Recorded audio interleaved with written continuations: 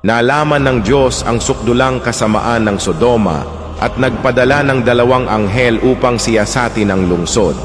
Nang gabing iyon, tinanggap ni Lot ang mga anghel sa kanyang tahanan, ngunit agad na pinalibutan ng mga kalalakihan, kababaihan at mga bata ng buong lungsod ang bahay ni Lot.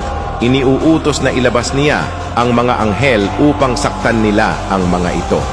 Upang protektahan ang mga anghel, inalok ni Lot ang kanyang 2 anak na babae bilang kapalit, ngunit hindi nagpatinag ang mga tao.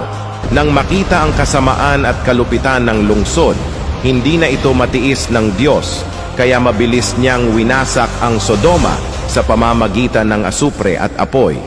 Napapansin mo ba na ang ating panahon ay katulad ng Sodoma?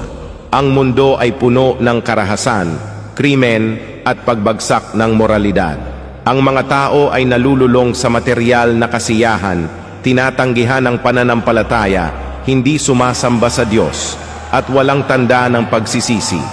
Tayo ay nabubuhay sa pinakamapanganib na mga araw, at ang Diyos ay nagpapadala ng iba't ibang sakuna upang bigyan tayo ng babala. Sabi ng Diyos, kapag nagagalit ang Diyos sa tao, umaasa siya na makakaya ng tao na magsisi ng tapat, at umaasa siya na makikita ang tunay na pagsisisi ng tao, kung saan ay patuloy niyang bukas palad na ipagkakaloob ang kanyang awa at pagpaparaya sa tao.